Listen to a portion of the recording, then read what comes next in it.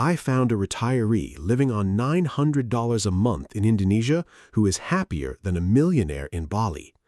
But what is it really like retiring there long term? When people think about retirement in Southeast Asia, countries like Thailand, Vietnam, Philippines usually dominate the conversation. But quietly, another country has been attracting retirees, digital nomads, and long-term expats from around the world. That country is Indonesia. And for many foreigners, Indonesia feels emotionally different from anywhere else in Asia. Some people arrive expecting cheap tropical paradise, but discover something much deeper: a slower rhythm, a calmer emotional atmosphere, a more spiritual environment, and a lifestyle that can feel surprisingly freeing. But here's the hidden truth nobody talks about. Retiring in Indonesia is not just beaches, sunsets, and cheap villas.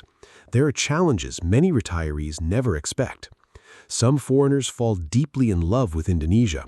Others struggle badly after the honeymoon phase ends. So what is the reality of retiring in Indonesia? Where are retirees actually happiest living? And by the end of this video, you may completely rethink Indonesia. Cultural shocks and daily life. Let's start with time. Jam karet, rubber time. In Indonesia, 2 p.m. often means sometime in the afternoon. Meetings start late, repairs happen when they happen, promises of tomorrow might mean next week. For Westerners used to punctuality and efficiency, this is maddening, absolutely maddening. For some retirees, this slowness becomes a gift. They learn to let go. They learn that not everything needs to happen immediately. They find peace in the pace. For others, it drives them insane. They feel disrespected. They feel like nothing ever gets done. They feel like they're constantly fighting the system.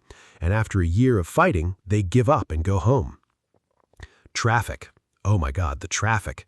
If you're in Bali, in Jakarta, in any major city, traffic is not just an inconvenience, it's a lifestyle. A 5-mile trip can take 45 minutes. Motorcycles weave everywhere, horns blare constantly. The pollution, especially in dry season, is intense. And if you think, I'll just drive myself, good luck. Indonesian traffic rules are suggestions. Lane markings are decorative. Motorcycles drive on sidewalks. One-way streets are negotiable. As a foreigner, you're automatically at fault in any accident involving a local. Automatically. It's not written law, but it's practiced reality. Your best bet will be to hire a driver, which is great until you need to go somewhere at 7 a.m. and your driver is sick again, or until you realize you're completely dependent on another person for basic mobility. The heat. Everyone thinks they can handle heat until they live in it year-round. 85 to 90 degrees, 80% humidity. Your clothes are constantly damp. Your electricity bill is astronomical from AC. You can't walk anywhere without arriving drenched in sweat. The afternoon mandatory nap culture exists for a reason, because from noon to 3 p.m., it's genuinely dangerous to be active outside. Some people adapt. Their bodies adjust. They learn the rhythm of early mornings and late evenings. Others never adapt.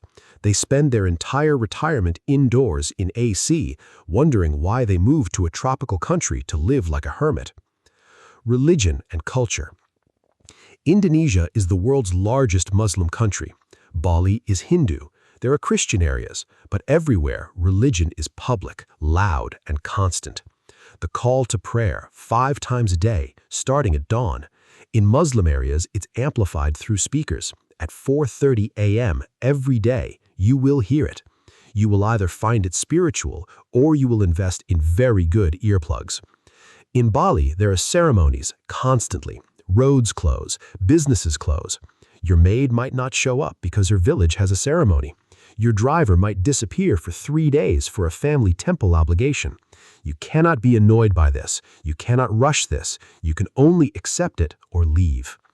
Food. Indonesian food is incredible. Nasi goreng, satay, rendang, world-class cuisine. But it's also spicy, very spicy. And if you have a sensitive stomach, the hygiene standards, while improving, aren't what you're used to. Bali belly Traveler's diarrhea isn't just for tourists. Expats get it too, repeatedly, until their gut microbiome adapts, which can take months. And food variety? In Bali, you can find Western food. In Yogyakarta or Padang, good luck.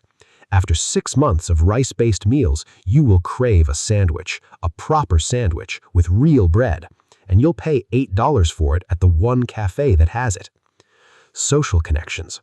Here's the hardest truth for many retirees. Making genuine local friends is difficult. Language barriers are real, cultural barriers are real.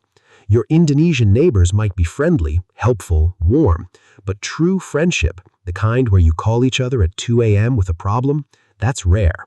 Most expat friendships are with other expats, but the expat community is transient. Digital nomads leave every 3 months.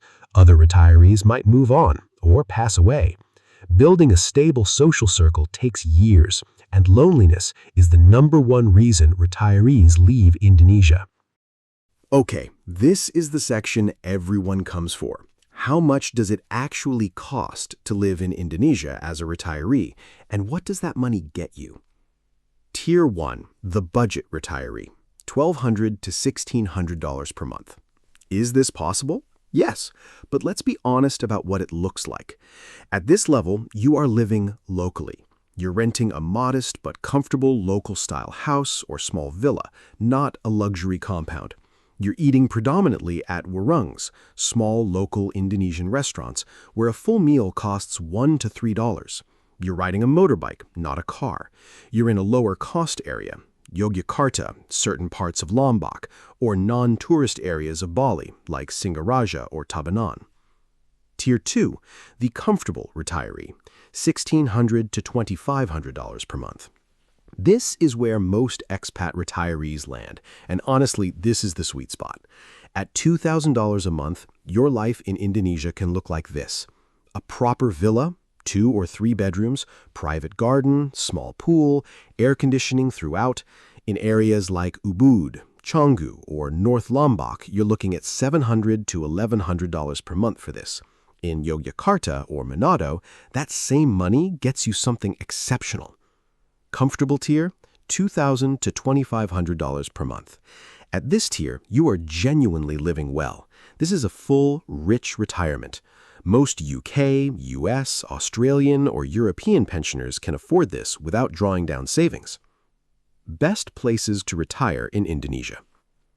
Okay, let's talk about where you'd actually live, because Indonesia isn't just Bali, though that's what most people think of first. And I want to be fair here. There are incredible places to retire in Indonesia, places that genuinely offer a high quality of life at a fraction of Western costs. But each one comes with a catch, a hidden truth that could make or break your experience. Ubud, the cultural and spiritual heart of Bali, was once a quiet artist's retreat in the jungle. Today, it is a very busy tourist town. The traffic on the main road is significant. The famous rice paddies? Many of them now have cafes, yoga studios, and Instagram platforms built into them. Is it still beautiful? Yes. Is it still worthwhile? Absolutely. But it is not the quiet, pristine, undiscovered place it once was. Lombok, often called the Old Bali, quieter, cheaper, less developed. The beaches are arguably better, but infrastructure lacks. Medical care is basic, and after the 2018 earthquakes, some areas are still recovering. Seminyak, Legion, Kuta, these are the famous areas, the ones you see in videos. Great restaurants, shopping, everything in English, flat terrain for walking. But here's the truth. These areas are loud. Not just music loud, though the nightlife is intense, but traffic loud, construction loud, tourist loud. Yogyakarta. This is my dark horse pick, the cultural capital of Java. Housing costs 63% lower than Jakarta. Food costs 59% lower. You can rent a beautiful house for $300 to $500 a month. The culture is authentic. This is where Indonesian traditions are strongest. The people are warm. The food is incredible. And there's a real sense of community. Manado, North Sulawesi. Diving paradise. 53% lower food costs. Beautiful, but it's isolated. Medical facilities are limited, and the Christian majority culture is very different from Hindu Bali or Muslim Java. That's not bad, but it's a different experience than most expect. Bandung, cooler weather, and I mean that literally, it's in the mountains. 47% lower housing than Jakarta. Good universities mean a more educated population, but it's a big city. Traffic is brutal, and it's not exactly a tropical paradise, more like a crowded mountain town. The dark side. You cannot own land as a foreigner. Indonesian law prohibits foreigners from owning freehold land or property directly. This is a big one. There are workarounds, leasehold agreements, typically 25-30 years, extendable, purchasing through an Indonesian nominee, a local person holds the title on your behalf, which carries legal risk, or purchasing through a PT-PMA company structure. None of these are clean, simple, and secure as outright ownership. Bureaucracy and inconsistency. Indonesian bureaucracy can be maddening. Rules are interpreted differently by different officials. What was fined last month may require new paperwork this month. Build patience. Build relationships with trusted local agents and lawyers. Accept that some things will take longer and be less predictable than you're used to. Cultural isolation and loneliness. This one is underreported.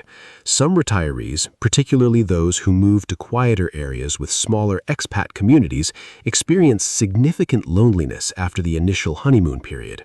Indonesian social culture is warm, but family-centered. Friendships across the foreigner-local divide take time and genuine investment to build. If you don't make the effort to learn Bahasa Indonesia, engage with local community, and actively build your social network, the isolation can creep up. Noise and the Bali sound environment. This is oddly specific but deeply practical. Bali is loud. Dogs bark throughout the night, roosters crow from 4 in the morning. Hindu ceremonies, beautiful, important, and frequent, involve gamelan music and can last through the night.